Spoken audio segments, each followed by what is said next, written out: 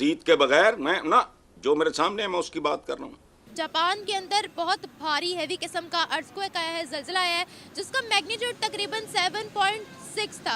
सबसे पहले जापान में मौजूद इंडियन एम्बेसी ने मदद की। कहते हैं ना कि आपको ना दो बंदों का चेहरा कभी नहीं भूलता, जो एक मुश्किल वक्त में काम आए और जो मुश्किल वक्त में भाग जाए।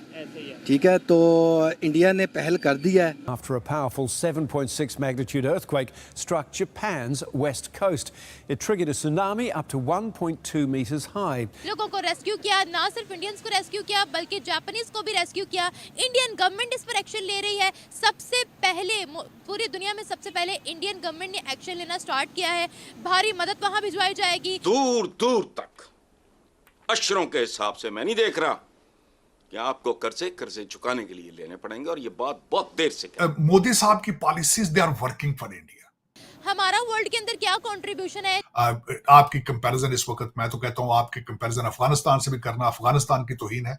भाई इंडिया के पास है ना, तो वो दे रहे हैं, हमारे पास है क्या? आपका इस वक्त तक अगर मैं कंपैरिजन, खैर मुझे तो आपको कंट्री, मैं कांगो से पहले कई दफा करता था, अब तो कांगो भी आपसे बेहतर है, वो मैं सोमालिया भी आपसे बेहतर जा रहा है इस वक्त अगर देखा जाए। दोस्ती सीखनी है तो इंडिया से सीखें, अगर इंसानियत सीखनी है तो इंडिया से सीखें। इससे पहले तुर्की में बहुत पूरे तरीके से जल्जला आया था और वहां पर ऑपरेशन दोस्त लॉन्च किया गया था। वहां के लोगों ने अपनी दुकानों पर थैंक यू दोस्त इंडिया लिखा, उनको खिराज तहसीन पेश किया। अब जापान में बहुत बड़ी मदद भेजने वाला है भारत। हेलो फ्रेंड्स, जय हिंद। हिंदुस्तान स्पेशल में आपका स्वागत है दोस्तों। 7.6 तीव्रता के साथ भूकंप के पहले झटके के बाद जापान में लगभग 80 टाइम्स धरती में कंपन महसूस की गई। स्थिति इतनी भयानक थी कि धरती में दरारें आ गई और प्रशासन ने सुनामी की चेतावनी जारी कर दी। इसके बाद जापानी पीएम कशीदा ने भी लोगों से अपील कर दी कि वो समुद्री तट के इलाकों को खाली कर दें। आपको यहां बता दें, इशिकावा, निगाता और फुकुई प्रांतों में लगभग 33,000 घर बिजली के बिना रहे। उत्तर मध्य जापान में आए विनाशकारी भूकंप और उसके बाद आई सुनामी के जवाब में भारतीय दूतावास ने प्रभावित लोगों को सहायता प्रदान करने के लिए एक आपातकालीन नियंत्रण कक्ष स्थापित किया है। 7.6 तीव्रता के भूकंप ने जापान के विभिन्न तटीय क्षेत्रों में तत्काल निकासी अलर्ट शुरू कर दिया है और संकट की इस घड़ी में भारतीय दूतावास ने सहायता के लिए एक्स हैंडल पर अपने नंबर जारी कर दिए हैं। अब पाकिस्तानी मीडिया ये चर्चा कर रहा है कि भारतीय दूतावास ने सबसे पहले इस मुश्किल की घड़ी में अपने दरवाजे खोल दिए। जापान के अंदर बहुत भारी हैवी किस्म का अर्थक्वेक आया है, जल्जला आया है, जिसका मैग्नीट्यूड तकरीबन 7.6 था। सबसे पहले जापान में मौजूद इंडियन एम्बेसी ने मदद की, इमरजेंसी कंट्रोल रूम वहां पर लगाया, लोगों को रेस्क्यू किया, ना सिर्फ इंडियंस को रेस्क्यू किया बल्कि जापानीज को भी रेस्क्यू किया। इंडियन गवर्नमेंट इस पर एक्शन ले रही है। सबसे पहले पूरी दुनिया में सबसे पहले इंडियन गवर्नमेंट ने एक्शन लेना स्टार्ट किया है। भारी मदद वहां भिजवाई जाएगी, वहां के लोगों को रेस्क्यू किया जाएगा, इमदाद भिजवाई जाएगी, बहुत सी प्रोडक्ट्स वहां पर भिजवाई जाएंगी जो वहां के मुतासरीन को हेल्प करेंगी, वहां के मुतासरीन के काम आएंगी। तो पाकिस्तानी अवाम की जानिब बढ़ते हैं, उनको बताते हैं कि इससे पहले तुर्की में बहुत पूरे तरीके से जल्जला आया था और वहां पर ऑपरेशन दोस्त लॉन्च किया गया था। वहां के लोगों ने अपनी दुकानों पर थैंक यू दोस्त इंडिया लिखा, उनको खिराज तहसीन पेश किया। अब जापान में बहुत बड़ी मदद भेजने वाला है भारत। इस बारे में पाकिस्तानी अवाम क्या कहती है, हमारा वर्ल्ड के अंदर क्या कंट्रीब्यूशन है, जानेंगे लोगों से। अगर आप गवर्नमेंट लेवल पे बात कर रही हैं तो उसमें डेफिनेटली हम लेक कर रहे हैं कि Indian government is way better than Pakistan government. उसमें डेफिनेटली हम तो ख़ुद अपने मुल्क में जो अभी तक हमारे जो यहाँ पे सैलाब का मसला था, उधर हम अपने लोगों को अभी तक पूरी तरह से अकोमोडेट नहीं कर पाए। तो definitely it's a root cause in our government level. तो मैं ये ज़रूर चाहता हूँ और हमारा इसमें गवर्नमेंट लेवल पे भी अच्छा इमेज जाए। जो गवर्नमेंट कर सकती है उसको करना चाहिए।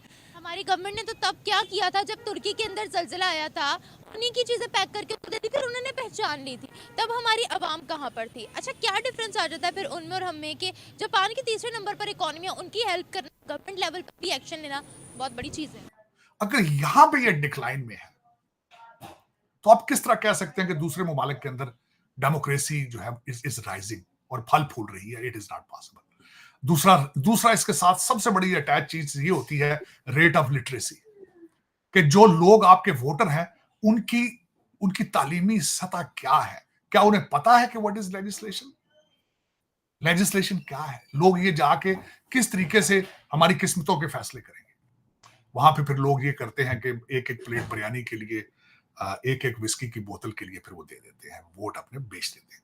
तो ये उसमें अच्छा, उसमें अब जो मैं बात कर रहा था कि इस वक्त भारत के अगर तरफ देखा जाए तो भारत कैन नॉट अफोर्ड इस वक्त कि मोदी साहब जो है वो इलेक्शन लूज करें, क्योंकि उसकी वजह ये है कि तरक्की का सीक्रेट ही इस वक्त भारत का जो है वो भारतीय जनता पार्टी की एक strong majority in the system. और इस वक्त मैं ये समझता हूं कि मोदी साहब की policies they are working for India.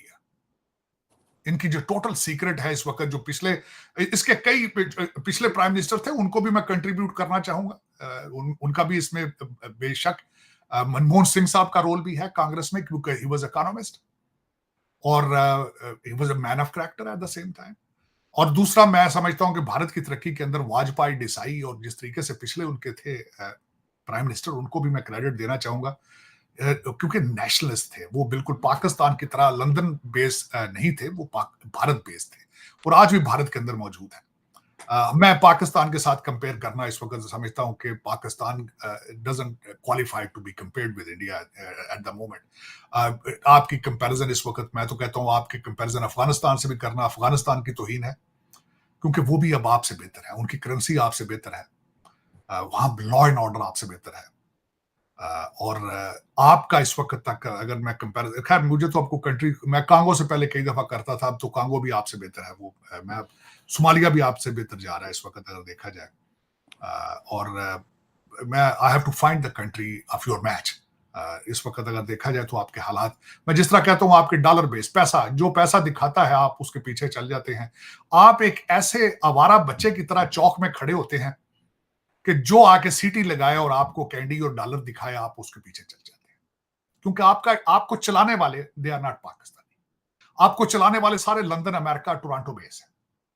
ये ट्रेजेडी है, ट्रेजेडी। और हर पाकिस्तानी को पता है, दुख वाली बात यह है कि हर पाकिस्तानी को पता है कि हमारे लूटने वाले कहां से आते हैं और कहां जाते हैं, लेकिन कर कुछ नहीं सकते। एक दुनिया का सबसे बड़ा लेबर कैंप जो है आपने प्रोड्यूस कर, आपको चाहिए कि इसका नाम चेंज करके लेबरस्तान रख दें। पाकिस्तान नहीं है, लेबरस्तान है। वो जो 25-23 करोड़ लोग हैं, वो सिर्फ अपने जो इनके मालिक हैं, masters, British masters in a form of Pakistanis, उनके खर्चात पूरे करते हैं लंदन, टोरंटो और बर्तानिया में उनके बच्चों के। दुख वाली बात, कर्जे देते यहां हैं, वॉशिंगटन डीसी में IMF के अंगूठे लगाते हैं आपके ब्रिटिश एजेंट, गुर्दे ऑफर किए जाते हैं 23 करोड़ लोगों के। और पता है, सबको पता है, बल्कि IMF को भी पता है, वॉशिंगटन डीसी को भी पता है कि ये क्या हो रहा है, पाकिस्तान के साथ, हम पाकिस्तान के साथ क्या गेम कर रहे हैं। मैंने आपसे वादा किया था, मैं चैलेंज करूंगा इन चीजों को, मैं करूंगा चैलेंज इनको, अपनी जिंदगी में करूंगा चैलेंज।